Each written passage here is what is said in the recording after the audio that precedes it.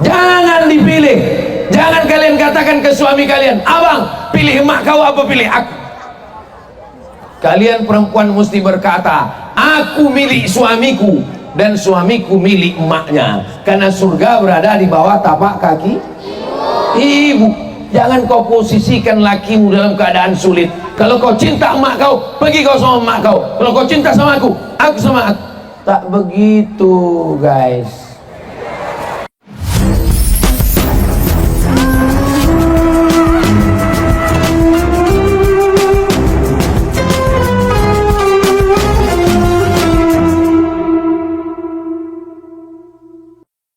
Jika sudah menikah, suami lebih mengutamakan istrinya apa ibunya? Ibu-ibu punya anak lajang, kau lahirkan, dikandung 9 bulan 10 hari, betul? Disusukan 2 tahun, melahirkannya meregang nyawa. Berapa kali ibu tak ganti baju baru gara-gara menyekolahkan anak laki-lakimu? Kau sekolahkan ke Medan sampai S1. Selesai itu dia pulang ke Air Joman, menikah dengan anak gadis. Tiba-tiba ibu datang ke rumahnya. Nak, pinjam duit kau 50.000, aku mau buka puasa. Apa kata si anak? Bentar ya mak, ku tanya biniku dulu. Kebetulan dia persatuan anggota suami takut bini. Bagaimana perasaan ibu? Hai kalian istri-istri yang punya anak laki-laki, sekarang kalian jadi menantu, tapi ingat 20 tahun akan datang kalian akan menjadi mertua dan kalian akan punya menantu. Jangan dipilih. Jangan kalian katakan ke suami kalian, abang pilih emak kau apa pilih aku. Kalian perempuan mesti berkata, aku milik suamiku dan suamiku milik emaknya, karena surga berada di bawah tapak kaki ibu. Jangan kau posisikan lakimu dalam keadaan sulit. Kalau kau cinta emak kau, pergi kau sama emak kau. Kalau kau cinta sama aku sama aku. Tak begitu, guys. Ini bukan masalah pilihan. Semestinya mertuamu itu berkata, apa kata dia? Dulu kusangka kalau anak lajangku itu nikah sama kau, hilang anak lajangku itu, hilang anak lajangku. Tapi rupanya sekarang apa yang terjadi? Aku dapat anak perempuan, lebih sayang pula menantuku lagi daripada anakku. Itulah yang the best. Mudah-mudahan ibu yang punya anak laki-laki dapat menantu yang baik-baik, yang solihah. Amin ya rabbal. Makanya nanti adakan fit and proper test.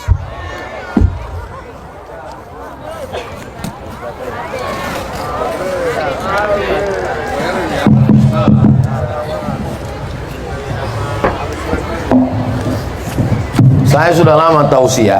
Biasanya mic untuk ceramah sama mic tanya jawab itu satu, tapi di Air Joman ini lain. Mic tanya jawab lain, mic untuk ceramah lain. Yang luar biasa Air Joman ini.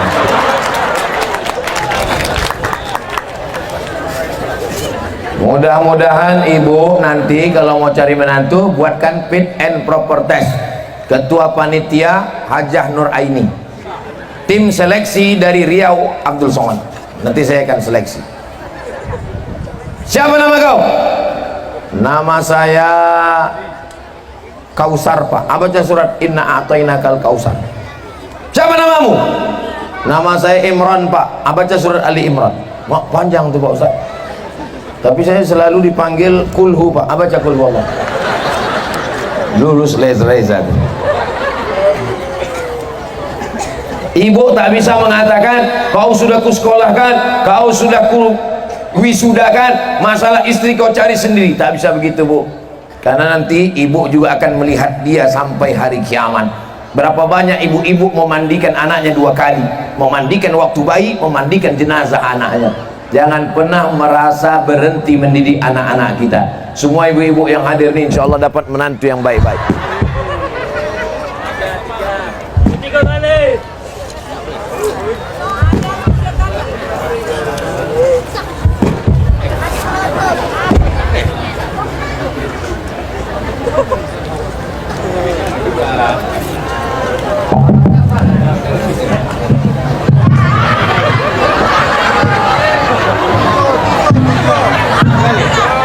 Kalau Tuan pergi ke Madinah, jangan lupa membawa jamu ojo lali. Sudah lama Abdul Somad tausiah, baru inilah ganti mic 3 kali. Apa hukumnya melamar kerja pakai ijazah palsu? Dapat gaji, gajinya haram. Dapat pensiun, pensiunnya haram. Dapat tunjangan, tunjangannya haram. Dapat SPPD, SPPD-nya haram. Uang tunjang, uang sikut, uang sipak, uang sundul, haram semuanya. Karena pintu masuknya haram. Sebetulnya ada orang yang layak, tapi karena ini menipu, pakai ijazah palsu, nilainya tinggi, yang jujur tadi kalah. Akhirnya dia zolim kepada orang, menganiaya orang lain. Hidup ini sementara. Lulus PNS umur 30, pensiun umur 30, pensiun 60, cuman 30 tahun makan duit haram, tapi di neraka jahanam khalidina fiha abada. Jangan pernah, ibu, jangan kasih anak beli ijazah palsu. Saya pulang dari Maroko bawa ijazah 2, dari Mesir LC, dari Maroko DESE, Diplom Etudes Superior Approfondi. Ikut tes PNS. Kata kawan saya, ayo kita menghadap ke pejabat di atas, mudah-mudahan kau lulus. Saya sampaikan ke emak saya, apa kata emak? Jangan, kau jangan curang, aku tak mau kau buat haram, nanti kau makan haram. Kalau kau lulus, lulus karena Allah, rezeki tak berpintu, tidak pakai lobby-lobby, tidak pakai sogok, lulus. Meninggal mak saya 2019 pun saya keluar juga dari PNS. Seakan-akan PNS itu untuk dia, karena doa dia. Sampai hari ini masih hidup, rezeki tak berpintu, tak ada yang sulit bagi Allah Subhanahu wa ta'ala. Jangan kerja harta haram, karena makanan haram tak tertolong di akhirat. Dapat gaji, dapat duit, belikan makanan, belikan lontong, belikan ayam goreng, belikan daging, masuk ke dalam piring, disuap ke mulut, menjadi darah daging. Ayyuma lahmin, setiap daging di badan, nabata min haramin, kalau tumbuh dari yang haram, fannaru aulabi, tempatnya adalah api neraka. Ditimbang badan kita di akhirat, berat kau 50 kilo, yang halal cuma 10 aja. 30 tahun makan haram. Tiap hari kita berdoa, Rabbana atina fid dunya hasanah wa fil akhirati hasanah wa qina azab. Disuapkan anak-anak yang lugu-lugu, anak-anak yang jujur-jujur, anak-anak yang hijau-hijau, anak yang baik-baik, dikasih makan haram, otaknya rusak. Sepiring nasi haram berubah menjadi setetes darah haram, setetes darah haram masuk ke jantung, dari jantung naik ke otak.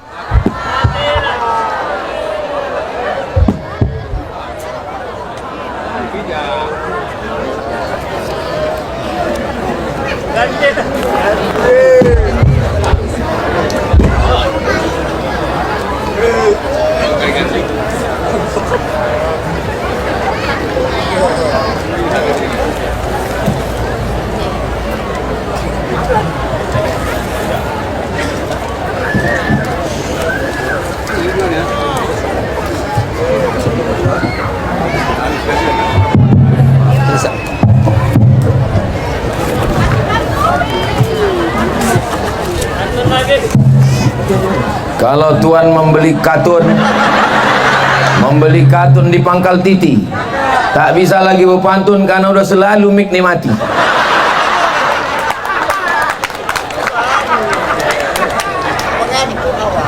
Sepiring nasi haram berubah menjadi setetes darah haram, masuk ke jantung, naik ke otak. Nasiyatin kazibatin khati'ah, ubun-ubun pelaku dosa. Kenapa ubun-ubun anak jadi pelaku dosa? Otaknya kotor gara-gara duit haram. Jangan kasih anak bini makan haram. Hati-hati. Mudah-mudahan kita semua dikasih Allah rezeki yang halal-halal. Apa hukumnya membuka cadar? Bolehkah Ustadz buka cadarmu Aisyah?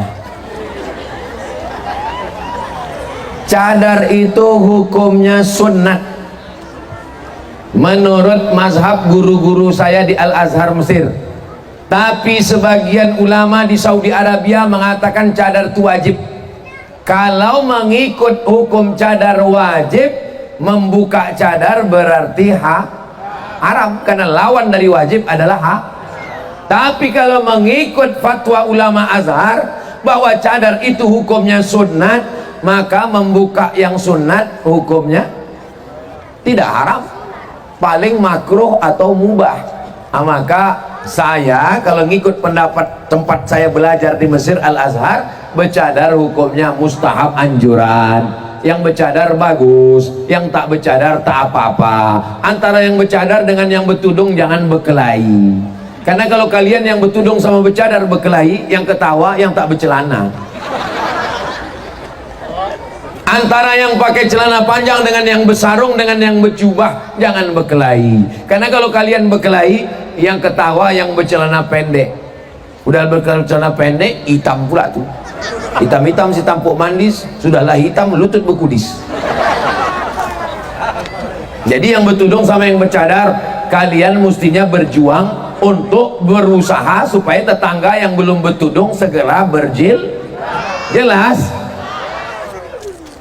Jadi kalau ikut pendapat ulama Azhar, kalau ada yang selama ini bercadar, dibukanya cadarnya, iya nggak apa-apa. Pak Ustadz, bagaimana caranya supaya tak malas sholat? Kalau ada suami-suami yang sudah sholat, bininya tak sholat, berarti selama ini kalian satu tempat tidur sama Nyi Blorong Sundel Bolong Mak Lampir Suster Ngesot.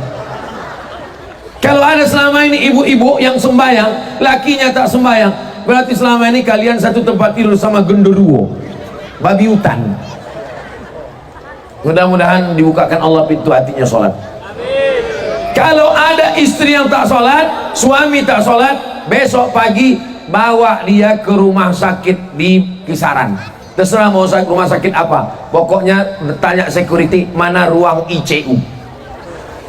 Bawa abang laki yang tak sembahyang, istri tak sembahyang, buat persatuan laki tak sembahyang, persatuan bini tak sembahyang. Besok bawa dia ke ruang ICU, tunjukkan sama dokter, nampaknya lah di situ ruang ICU, you don't see me. Disitulah baru nampak mana yang orang gagah perkasa yang sehat dulu. Waktu terbaring di ruang ICU, masuk suara azan dari menara masjid, hayya 'alas shalah,